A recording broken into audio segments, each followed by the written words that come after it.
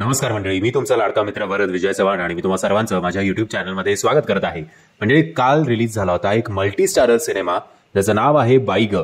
By the way, या बाई ग सिनेमाचा रिव्ह्यू सुद्धा आपण केलेला आहे. तो जर रिव्ह्यू व्हिडिओ तुम्ही बघितला नसेल तर त्याची लिंक तुम्हाला खाली डिस्क्रिप्शन बॉक्समध्ये देतोय. आता मी काल म्हटलं सुद्धा होतं माझ्या रिव्ह्यूमध्ये की मार्केटमध्ये तसं या सिनेमाबद्दल फार चर्चा नाहीये, फार हाईप नाहीये.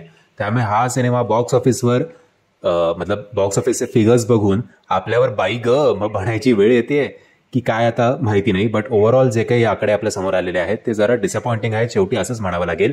आणि कुठेतरी आपण मराठी सिनेमांना सपोर्ट करणं किंवा त्याच्यापेक्षा आपण असं धरून चाललं की मराठी फिल्म मेकर्सनी मराठी प्रेक्षकांना काय हवंय हे समजण्यात कुठेतरी गल्लत होते. त्यामुळे एका पाठोपाठ एक सिनेमे जे आहेत ते तोंडावरच पडतात.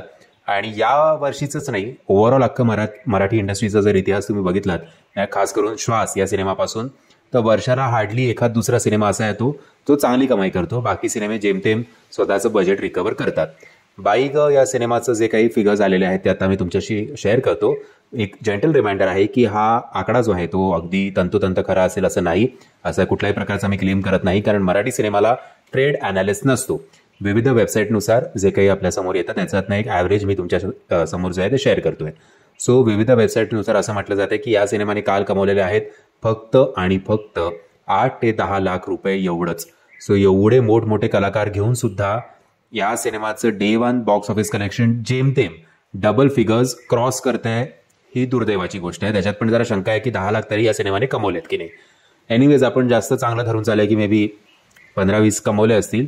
पण त्याच्यापेक्षा वर जर कोणी क्लेम केलं की या सिनेमाने कालच्या दिवसभरात कमाई केलेली आहे तर बाबा असं असेल तुमचं खरं. बट मला तरी त्याच्यात काही खरं वाटत नाही ओव्हरऑल या सिनेमाची हाईप बघता. एनिवेज, आज शनिवार आहे. शनिवारी संध्याकाळचे जे काही शोज असतील ते, आणि उद्या रविवारी जर पॉसिबल झालं तर प्लीज या सिनेमाला सपोर्ट करा. एवढीच या व्हिडिओच्या मार्फत तुम्हाला विनंती करू शकतो. मी आशा करतो तुम्हाला हा व्हिडिओ आवडला असेल. जर तुम्हाला हा व्हिडिओ आवडला असेल तर प्लीज या व्हिडिओला लाईक, शेअर आणि चॅनलला सबस्क्राईब करायला विसरू नका. जय हिंद, जय महाराष्ट्र.